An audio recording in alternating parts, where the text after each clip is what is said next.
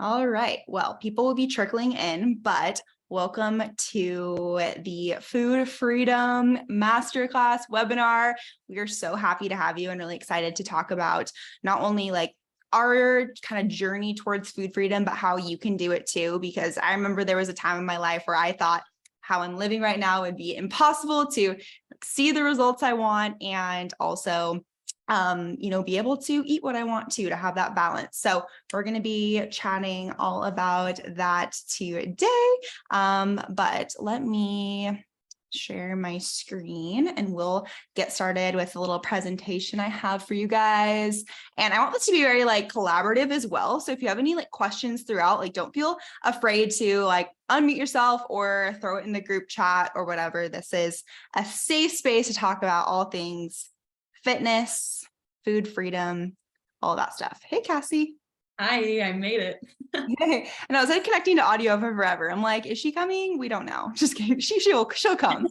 Okay. I'm just trying to get this to go full screen. Okay. Perfect. And then give me a thumbs up once it goes to present mode. Okay. Sweet. Hopefully I can see it because literally the last Zoom call I did the other day, it was frozen the entire time. We love that. I think it should be good. Yeah, it's good. Okay, perfect. I know one time it was frozen the whole time and now I have like PTSD from that. Anyways, well, welcome to today's Food Freedom Masterclass. We're so excited to have you here. Let's dive in without a further ado. So today, we're going to be covering how to achieve food freedom, the secret to getting the results you want while eating the foods you love, and developing confidence around your nutrition. And honestly, these few things are like what a lot of women struggle with, at least that I talk to. And once they fix these things, not only do they get the results they want, but they also feel really aligned with their fitness journey and just like love what they're doing. Because honestly, if you feel miserable with your plan or with what you're doing, you're not going to want to stick to it. It's not going to be sustainable. So we want all of those things for you. So what is food freedom? And what I want you to do is drop in the chat what food freedom means to you. It can just be like a word, it can be a phrase, it could be something that you want to potentially do down the road. So drop in the chat like something that food freedom means to you. For me, food freedom, and there's no right or wrong answer, everyone's definition is different, but for me, it's ordering whatever I want at the menu or at a restaurant on the menu, guilt-free, never doing a restrictive diet, feeling confident about my way of eating, letting go of food guilt, not like waking up in the morning and thinking, oh my gosh, I shouldn't have eaten that last night, or I maybe should have said no to this. Having wine and pizza while in a dieting phase, never feeling like I'm restricted. All of those things are kind of what it means to me. And they are possible. And let me read the chat. Yeah. Cassie said guilt-free vacation. That's such a good one. I remember being like so stressed out about like going on vacation because I thought I would lose all my progress. Balance. Love that, Brianna. Eating healthy, but not feeling like you're in a diet all the time. Yes. Who relates to that? I relate to that. Eat whatever you want without guilt or regret, eating healthy, but also eating anything. Yes. Having that balance. All these things are great examples. Balance, being able to have a day off with no guilt. Yes, we need days off. And if you're not feeling like, you are experiencing some of these things that you're seeing in the chat, know that this is possible. I remember, being at a point, I'll just jump to this of my story of, I used to have zero food freedom. I totally struggled with an insane amount of guilt around food. I was always like concerned about like how much I was eating or what I was eating. And it just was like all those thoughts like consumed me, eating 1,200 calories on weekdays just to go completely overboard and binge on the weekends. Like these were all thoughts that I had and things that I really struggled with. And at one point, I thought that I was always just going to kind of struggle with this stuff until I really decided like enough was enough. I know there literally has to be a better way. I see some of these girls on Instagram that are able to go to these cool restaurants and order what they want and just like have this freedom. Like there has to be a better way than this.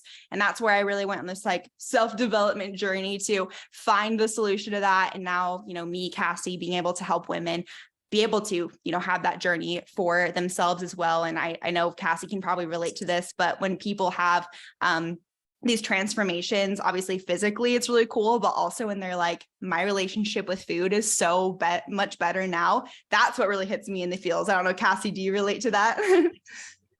Yeah, 100%. I always say this, but like the mindset wins are my all-time favorite because yes, the physical change is cool, but like when you change the things that you are thinking about and like how you view these things, it will be forever. And so that's priceless to me. And I think just above even just being able to eat your favorite foods, one thing I've kind of found is that you also just develop a better relationship with yourself, because ultimately it's really not about food. Like food has been around since the beginning of time. It's like the relationship with like your mindset and what, you are, your internal being is really thinking about. And so it really is like a self-development to self-discovery journey on its own. And it's so freeing to have like being able to kind of unshackle yourself from some of these thoughts, and it increases your quality of life. I can't talk higher about it. It's like food relates to so many different parts of your life. So make sure I'm staying up with the chat. Yes, I love all these. Okay, perfect. Yeah, and feel free to ask things in the chat and I'll be checking that, and Cassie can help too. So what I kind of wanted to talk about was the 3 steps to food freedom. And when I was just like looking back at my journey and then looking at how, like our clients are able to progress from being super just feeling, restricted with their relationship with food to feeling that now free from their relationship with food, is 3 things. So number 1 phase is going to be the awareness phase. Number 2 is going to be the rewiring phase. And number 3 is going to be the freedom phase. So we're going to be kind of breaking down what happens in each of these phases and how you can put some of these things into action to be able to do this. Sorry, I didn't meet someone right now. Step 1 is awareness. So in the awareness phase, basically what you're going to have to do is realize these thought processes have been around for years with you. They're literally deeply internalized in your brain from a young age. Like think about like back to the very first time you heard about a diet, or like, oh, you shouldn't eat donuts, or carbs are bad, or whatever. Like those thoughts have been literally like programmed in your brain since probably the beginning of time. I remember hearing things when I was like 5 years old that I still like remember to this day. So you've probably been taught a lot of these things from society. So be easy on yourself. Like realize these things are going to take time to undo and to relearn some of these like negative thoughts that you've been telling yourself for years, and to relearn some of the just habits that you've been doing. And that is normal. And it's something that takes a little bit of time. It can be expedited with a few things that we'll be going over today. So happy you all are here. Number 2, like ask for help, whether you have maybe a friend that's gone through a similar journey, or you like have a mentor or a coach, or just someone to like talk through these things with. I found that to be super helpful, because I used to think it was just something like I was struggling with and like no one else could relate to. But once I actually just started talking to people about this, it made me feel so much better, especially talking like to a coach. It's like very like safe space. That's something that really helped me, at least. Because like some of my some friends, as you probably know, like probably maybe even have a worse relationship with food than you do. I mean, I know I have people in my life and I'm like, I probably wouldn't talk to them about it, but like asking for good help with people that have a really healthy relationship with themselves and food is a good place to start.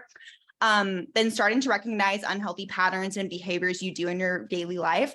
I guarantee if you write down like all the times you maybe like think negatively about food, or are panicking about something when it comes to food, or anxious about something, you are, kind of like repeating those thoughts in your head. Write those things down and realize like those are thoughts. Those are just thoughts. They don't need to be your entire being and dictate what you do. But just like kind of recognizing some of those patterns is really important to be able to then fix those patterns. Write down what you want to do more and less of. Like think about, okay, like what do I feel really good when I do? What do I not feel as great when I do? Or like when I think something. So like just again, that goes along with the awareness. And then also just learning about fitness and nutrition, like education is going to be that final piece of the puzzle that really unlocks like, okay, now I really understand like what are like calories, like what is food, what foods are good, what foods are bad. Like once you really educate yourself around your nutrition, you're going to just like feel like the whole world unlocks for you. At least it did for me. So how to gain awareness, some things you can do to do this. So I kind of put this in the first slide, but reflect, ask for help, get educated, eat enough, please. I feel like this is like a huge one of just eating enough, but I'll talk about that here in a second. I won't like harp on it too much now. So first off, education. I think that learning about nutrition is going to help tremendously when it comes to your relationship with food, because at least for me, when I was in the thick of it, I just struggled with a lot of unknowns. Like, is this bad for me? Should I eat this? What do I order? Like, just not knowing what to do. So once I actually just learned about nutrition and learned about like, okay, these foods are high in protein.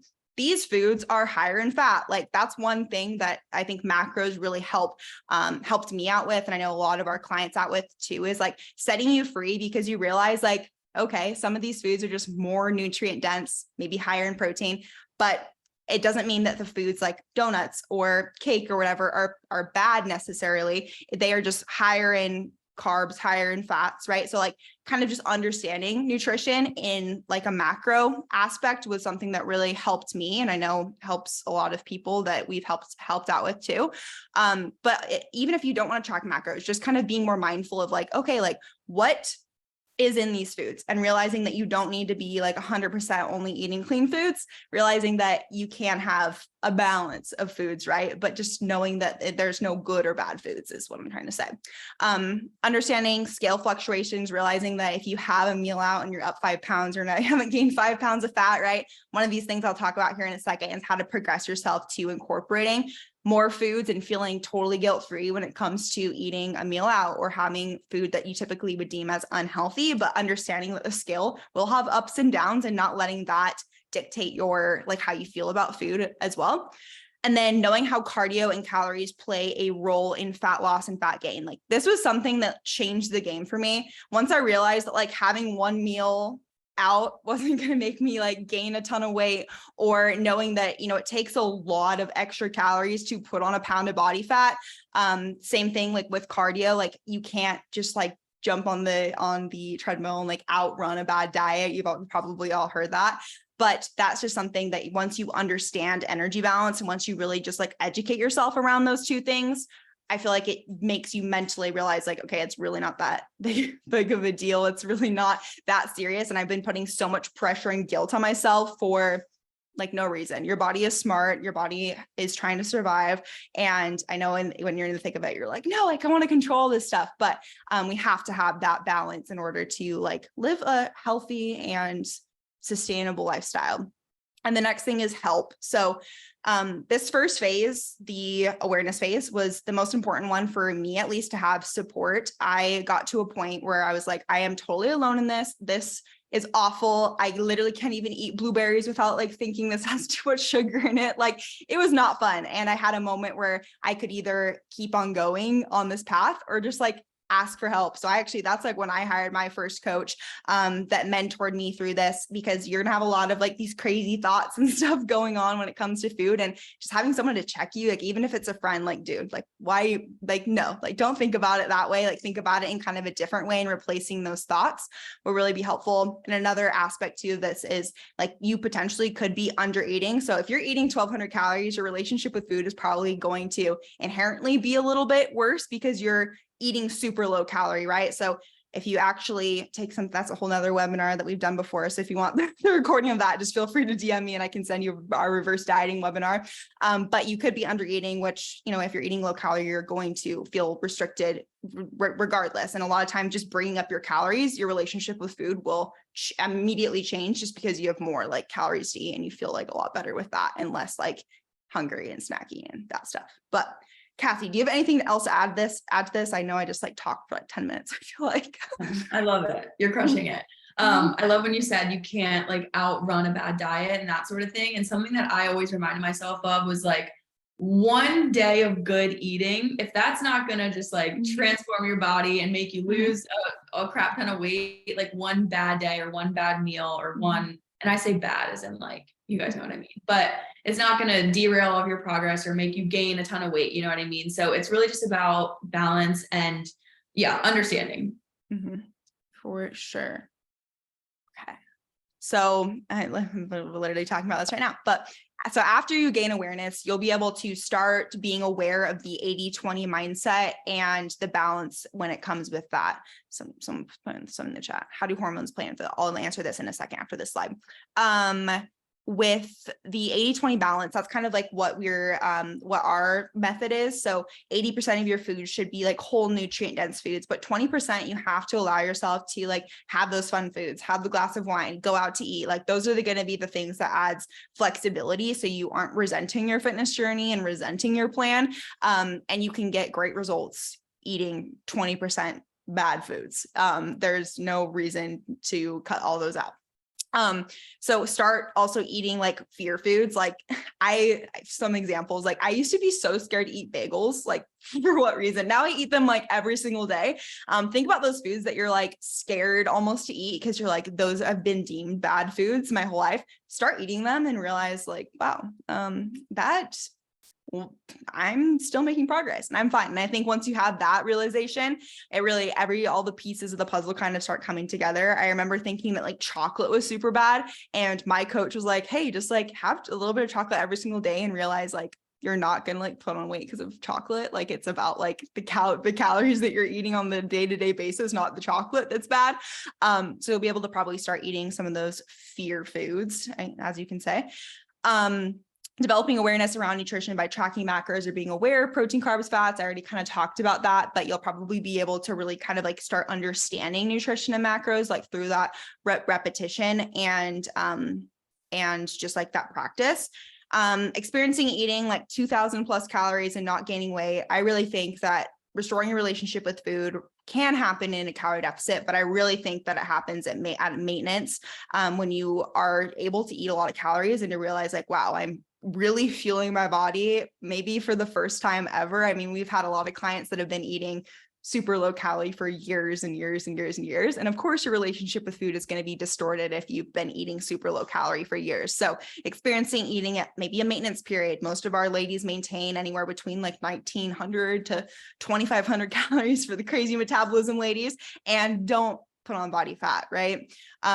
Doing an untracked weekend, eating mindfully, realizing that, doing these things is like should be a normal human behavior and shouldn't be something like to feel guilty about whatsoever. And then also like stop seeing exercise and nutrition as a means of like punishing yourself or restriction. Like exercise, nutrition, it should make you feel better. It should add to your life. It should make your life longer. It should make your life more amazing and you to have more energy, right? It shouldn't be something to do because you feel like you need to do it to like look a certain way or to, I don't know, just like restrict yourself in a certain way. So those are kind of the overarching things of like after gaining awareness, you'll be able to really move forward in this direction. So Cassie, anything else to add to that? Not to that, but to the question about PCOS in the chat. Yeah. For my clients that do have PCOS, I really focus on balancing their blood sugar, the quality of their foods and that sort of thing. So tying that into like food freedom and that sort of thing, balancing your blood sugar is going to be key, even when you're having those like fun foods. So if you want to have like a cupcake or a muffin, I would suggest having like a protein with that and trying to make these things a little bit more balanced, because if you do have PCOS, you probably have insulin resistance and that's a whole thing in itself. And you can always reach out to us if you want more specific help. But when it comes to this chat with like food freedom, I would just say really try and have like balanced meals, even when you are having those like fun foods. Yeah, for sure. And I mean, I've worked with girls too that are under eating, and that just will aggravate PCOS even more because you aren't eating enough food to like even fuel your body. So I think balanced meals is good. And just like kind of being more aware of like your processed food intake, because, like Cassie said, with PCOS, you probably will have some blood sugar dysregulation. So the more you can mitigate that, the better. Sorry, I'm muting Erica. Okay, perfect. Okay, next. Thanks for remembering to answer that, Cassie, because I knew I'd forget from the chat. So I'm just on a roll here. Hopefully everyone's enjoying it. Put a 1 in the chat if you guys are finding this helpful. That would be awesome to give me some reassurance. Okay, so rewiring is the next phase. So basically what you're going to do is take what you did in awareness and keep replacing the bad habits and mindsets with the good ones. This is probably going to take a little bit. And I mean, this is even something I still to this day need to be like, no, don't have that thought. You now think this way, right? It's about like replacing those mindsets, and it takes time, and it's almost like a habit, and just rewiring your mindset around that. Realize you're making progress with these new habits, and realize, oh my gosh, like I felt this way last year, and now I don't feel this way around this certain food. Or maybe, oh my gosh, this was my first untracked vacation I've ever had, and I felt totally confident with my nutrition. Like, realize those small wins, because they are so huge. When I recorded my fitness journey podcast, I talked a lot about how every single year, I'm like, my relationship with food is so good this year. And then I like get to the next year, I'm like, it's even better. So I feel like every year you really work on this and like do that internal work, it just gets better and better if you continue to work on it and you don't fall back on those like bad mindsets. And just like start to recognize like how unhealthy those habits were before. Like, I'll literally laugh about like things I used to do, or like now you'll be able to like hear things, like you'll be at dinner with like your family, or like you go to Thanksgiving. Wow, like some of these people's relationship with food is like not good. And it's something like you have to like almost step out of it yourself to realize like a lot of what society is teaching is so like unhealthy. And it's almost empowering to realize like, wow, I'm feeling good, I'm looking good, and I have a really healthy relationship with food. And you can almost like look at it from the outside looking in, which is like a really like weird phenomenon. It's like an out of body experience almost. Cassie, anything else to add to like the rewiring stage? Yeah, I think it's also important to touch on the fact that when you focus on other things besides the physical change throughout your health and fitness journey, like that is in itself helping you all like improve that much more, right? Like it's so much more than just like the weight loss or the physical aspect. So these sorts of things all coming together are like pieces of the puzzle, and wellness is so much more than working out and what you eat. It's a lot of stuff. So this is all really good to celebrate the wins about too. Yeah. I remember when I started like working on this part of my fitness journey, like the relationship with food aspect, like, yes, it'd be great to see progress. But what I found was that like, because I was changing my relationship with food and actually eating more calories, eating foods I loved, I then started to make progress, like not even thinking about it, because I was just in like such a healthier mindset with things. And we see that happen with a lot of girls too, is that they're like, I didn't even realize I was down on the scale this week, or like my progress photos look amazing because I'm like so happy with everything I'm doing. Like outside of that, like that warms my heart. Yeah, 100%. I've been saying a lot to my clients recently, like we are all chasing a feeling. Like, yes, we want to see the progress like physically on the scale, but if you really think about it, we're all chasing like the feeling of having our shit together, like feeling like we can go out, have fun, but also like be fit and healthy.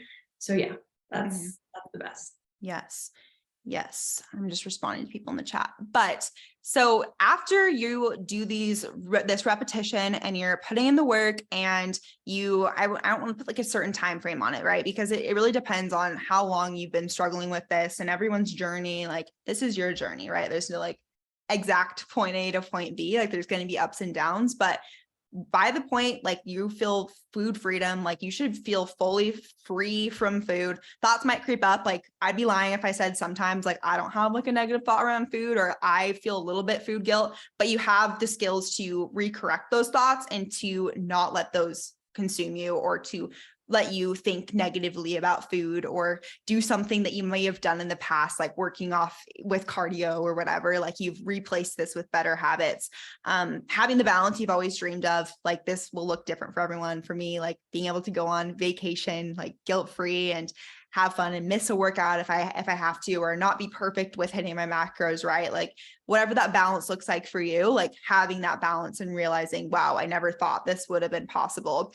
Feeling empowered with your nutrition and fitness. When I say empowered, I mean like empowered to do this on your own, empowered like when you go into a room and someone asks you about like, oh, what, like about nutrition, or like you're in the gym and someone comes up to you and asks you a question, like, you know what to do. Like, I feel like that is such a cool moment to realize like you're so confident in your approach and confident in what you're doing. And just empower, maybe to teach your kids what to do. Like, that's the bigger mission here at Purpose Athletics. I'm like, let's teach a healthier next generation. And then hearing comments from other people that you realize are toxic thought patterns, like you'll begin to like see things on TikTok or on social media where you're like, okay, that's not really like the right, mindset I want to be in or whatever. And you have that like experience now to kind of look back and realize that. So that's the freedom aspect of things. Anything else anyone wants to add, Cassie? No?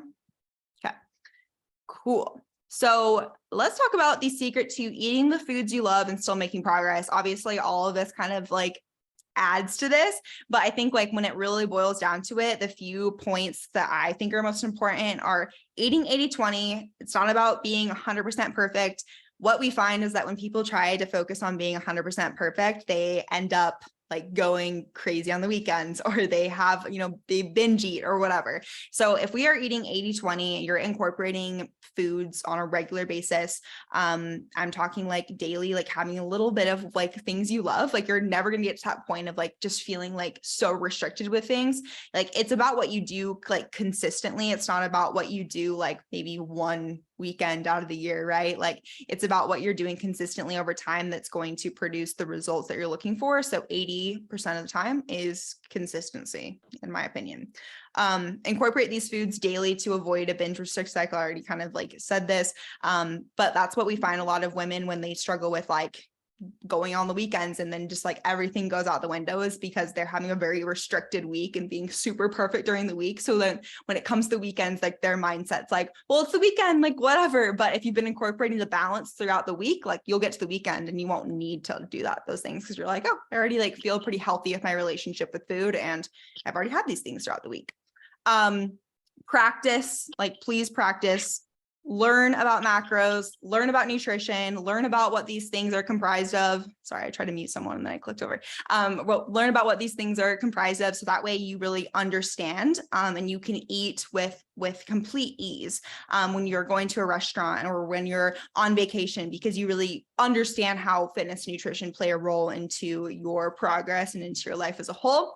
Spend time at maintenance. I literally could not harp on this enough. Like my relationship with food was totally fixed by the end of my first maintenance period. And I wasn't in maintenance for a super long time, maybe like 3 to 6 months I was at maintenance. And when you're eating a lot of calories, when your body is like fully able to regulate its hormones, to regulate all of this stuff and just chill and like really learn about yourself and your relationship with food, that's where I found the most freedom with my fitness. And then going into a calorie deficit, you'll be in like a very like calming frame of mind versus if you just kind of go into it with an unhealthy relationship with food. That's where we see a lot of people like maybe not making the progress they want because they haven't healed that like deeper relationship with food before heading into a deficit. So definitely recommend spending time at maintenance. Yes, maintenance isn't like super sexy. You're like, oh my gosh, making progress all the time, but it's something that you are making progress, like the physical side of things, right? Like you are making progress, but you're more so like making that mental progress, which I think is even bigger in my opinion. And then I said, make sure your metabolism is healed, which is kind of goes along with that. But if you need to like do a reverse dieting played a role definitely in healing my relationship with food, because I got to eat more food at, obviously higher calories, but strategically bring that up. So it wasn't like, it's a whole nother topic, as I said. So if you want that training, just DM me and I'll send that to you. Any questions about that? I know it's kind of loaded. No, you can drop them in the chat too if you have any. Okay. And then I want to do a quick little slide on balance with dining out and how this plays into my little awareness, rewiring, freedom continuation. So balance with dining out, basically first phase is awareness. So when you're learning how calories work, what is in restaurant food, how to make modifications and eat accordingly. And then obviously like practicing these skills, you're going to get better and better at dining out over time. And then at some point you're going to feel fully confident around food, dining out, what works for you. You feel zero guilt or shame. So like, for instance, in the awareness phase, something that I would really do is I would like go on to like MyFitnessPal or whatever and just like see what was in certain meals, like just out of curiosity, because then you'll kind of realize like there's probably foods that you didn't realize were like super high in fat or like super like high in carbs or whatever. So like if you can actually just like kind of learn about like what's in restaurant food and whatever, it's going to feel a lot less scary because you like understand it rather than just just going in there and be like, whatever, like if you have goals, like kind of understanding the nutrition. But one thing too, to say about this is like, have like meals out and like, don't track it. Like, don't worry about it too. But if you do have the awareness of like kind of like what's in food, you're probably going to feel better. You're going to be able to balance your blood sugar. You're going to ultimately be able to like maintain your results a little bit better if you do have like some sort of awareness around food. So you're not just like, I don't know, ordering whatever all the time. Like that's not realistic probably to see results you want, right? If you're just like going to restaurants all the time and ordering stuff. But if you can kind of learn about nutrition before going in, like pre-logging your food or like just educating yourself as a whole. And then I just kept doing that. And that's kind of how I like rewired my mindset around it. And now I can like go and dine out, not track anything. Just like, because now I understand like what's in the foods. Cassie, do you have anything else to add about this? Because I feel like this is like a big subject. We've done a whole call on this too. So there's definitely a lot more to it, but yeah, I feel like you covered it really well. And this is definitely a challenging thing to navigate, I think, because automatically like going out to eat, you're going to be having a lot of different options. So it's kind of confusing, but definitely taking some time to understand, because even like if you do understand like what the meal consists of, you can still get like a nutritious meal, like high protein, like we talk about macros. It all comes down to, you know, what the meal consists of. So if you're going out, you can definitely find like healthier options, and understanding what those look like will help you with the guilt and the food, you know, and the freedom and stuff. Yeah, for sure. Like when you understand it, so that way you don't just like I've heard so many, I don't know, like go out to dinner with like friends or like just people, like you'll hear people at the restaurant say this too, like, oh my gosh, I shouldn't have eaten that pasta or whatever. And it's like, no, like it's not bad. Like just learn about nutrition so you can like understand, or like maybe I'll order the pasta, but I'll also like have some protein on the side, or maybe I'll have a protein shake when I get home. I don't know. Like I just figure it out. And when you understand like the nutrition side of things and you're educated around it, I feel like just eliminates a lot of that. Like, oh, I feel so guilty because like there's no need to feel guilty. Exactly. To understand. Yeah. And honestly, guys, like there's no such thing as good and bad. Like when you look at a menu, a lot of people will be like, oh, I'm going to choose the salad. But sometimes those salads are like 1,000 calories. So yeah. Oh, it's like funny. Like even when I'll like go on like dates with guys or whatever, they're like, well, you're the fitness coach. Why are you ordering that? I'm like, because I want it. I know. And now I'm never talking to you again either. But yeah, it's really interesting to like just really learn. I want to forget. Alexandra asked in the chat, what about fasting? I'm not sure exactly about what about fasting she's asking about, but she said I do from 16 to 19 hours daily, and it feels I'm gaining. I don't know if she's meant to say gaining weight. So personally, I'm not a huge fan of fasting. I think if it works for you, great. But what we've kind of found here is that with women, fasting can be something that is not super beneficial to your hormones, and it can like raise your stress levels and stuff like that. So we personally don't really recommend fasting here for most. I don't think I've ever recommended fasting for any of my clients, but if it works great for your client, great. But my opinion on it is that you don't need a fast to like lose weight or anything like that. Yep. You're right. Definitely fasting is not going to be like, if you're fasting and you're losing weight, it's because you're eating in a deficit. It's not because of the fasting necessarily. You're just eating less in like a smaller window. And just like whoever just commented back, cortisol levels can definitely be affected, especially in women. A lot of the studies about fasting have been done on men, and men's hormones are not like women's. So if you have chronic high cortisol, that can actually lead to weight gain as well. So maybe try not fasting and see if that helps. Yeah. And like 16 to 19 hours is a lot of hours, in my opinion too. Like I like to give my body like a 12-hour like just digestion rest, because I sleep better when I don't eat right before bed. But that's not, I don't like label it fasting. I just like, I don't know, if I'm hungry, I'll eat, but I don't like do it for like weight loss purposes. Okay. Let me move to the next slide. So I just kind of wrote down a bunch of mindset shifts that I wish I would have known at the beginning of my relationship with food freedom journey.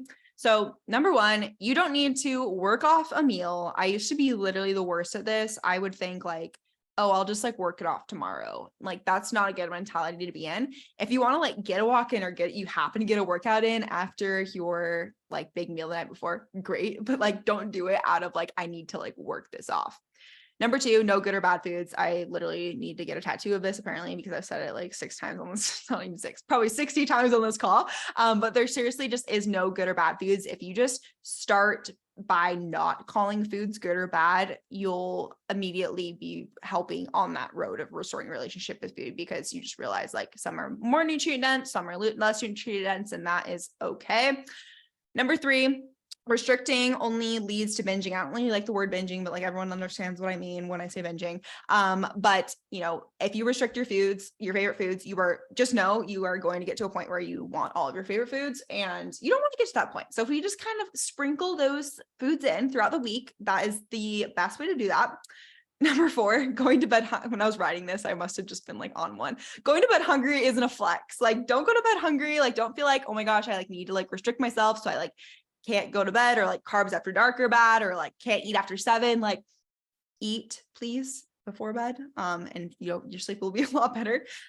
Your plan should add to your life. So like if you're doing something that you're like, oh my gosh, this literally, I dread this. I hate going to the, I mean, you're not going to love going to the gym all the time, but that's not realistic to say either. But if you're like dreading what you're doing, or you're feeling super restricted, like you're not going to want to do this long term whatsoever. Number 6, it's not that serious. This is something I struggled with a lot, just being like very like perfectionist tendency mindset wise. If you don't hit your macros, you're not going to, nothing's going to change. If you don't be perfect on one weekend, you're going to be fine. Like, don't be so serious about it. Know that it's what you do consistently, right? 80-20 is what we teach. It's not that serious, even though it feels really serious at the moment. I've been there before, but it's not. So I need to say that to you guys because I used to feel like it was so serious at one point. It's not that serious. Number 7, your body is smart. Like, your body is just trying to take care of itself. It's amazing. Like, think about all the crazy things that your body does. Like, it can literally, like, you can literally have a child. Like, that is insane. Like, it knows what to do with calories. It knows what to do with your cardio. It knows how to adapt. Like, it's a lot smarter than you are and your brain is and what you're thinking. So know that, you know, if you do eat a little bit more, or like you have these foods that are bad, like it's not going to like just disrupt, right? It's smart. It knows what to do with these things. Number 8, you don't need to earn food. I kind of goes along with the first one to like tie that off, but you don't need to feel like you need to work out to eat a meal, or you need to like restrict the whole day to have a meal out. Like, eat normally. Don't fall into the negative thought patterns. If you can really recorrect some of these thoughts that I just went over, your relationship with food is going to improve immensely, and you're probably going to see results from that because you're less stressed and you're actually fueling your body properly. I'm gonna check the chat real quick. Okay, he already responded. Yeah, sometimes some people will skip breakfast and I guess it would technically be a fast, but anyways, so I believe that is all I have to cover today.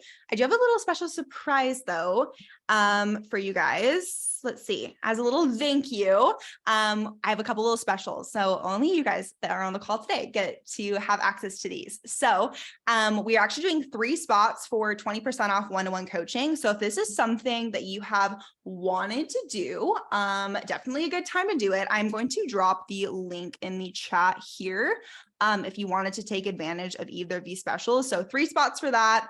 And then 3 spots for a one-time nutrition consultation with me. So basically we talk about like kind of what you're doing as far as nutrition and fitness goes. And then I leave you with a little plan for you to, you know, go off on your merry way and to do on your own.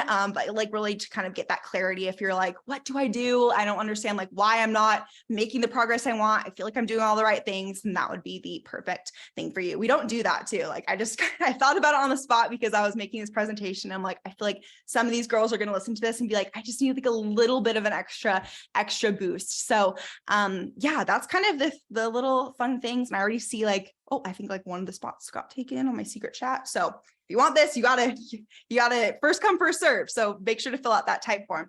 But yeah, I mean, that's all I have for like presentation today. Any like questions, like not even to do with relationship with food or anything? Okay. I'm just reading the chat right now.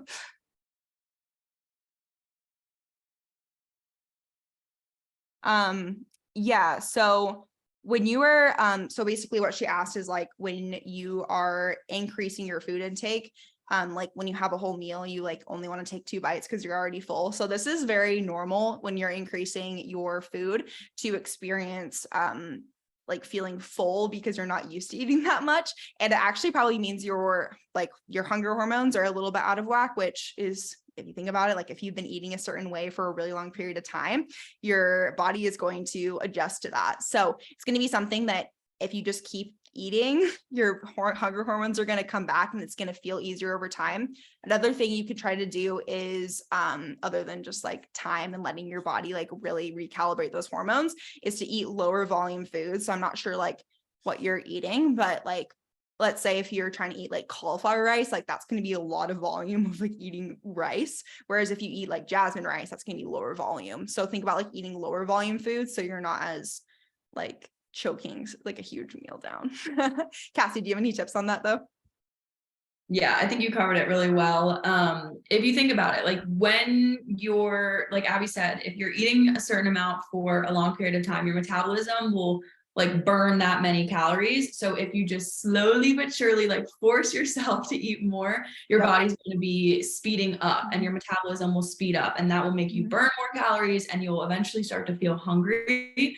For my clients that I do take through reverse diets that struggle with this, they once they tell me that their hunger cues are coming back and they're starting to feel hungry, I'm like, hallelujah, because that's when it gets easier. So you just kind of have to get over that hump. And yeah, like liquid calories is a good one. I always tell my clients to have like smoothies and pack it full of a ton of stuff, because you can make like a 600 calorie smoothie and that is easier to get down versus like a huge 600 calorie meal. So yeah, little hacks like that, like the high volume liquid calories. Yeah. Like and like, just a side note, but like not being hungry is not normal. Like I know a lot of women like think like, oh, I'm just not hungry all the time. Like that's not normal. yeah, Like that means your metabolism is not good. you should, like your body should get hungry. It's a good thing.